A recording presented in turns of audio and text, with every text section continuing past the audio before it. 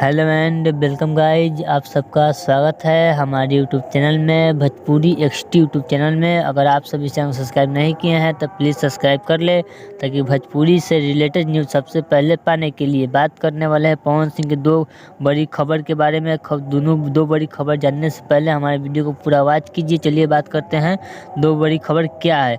आप सब हमारे डिस्प्ले पर चल रहा है, फोटो यहाँ पे देख सकते हैं, हम पढ़ के सुना दे रहे हैं। एक दिन में कंप्लीट किया पावर स्टार पवन सिंह ने फिल्म बजरंग की डबिंग।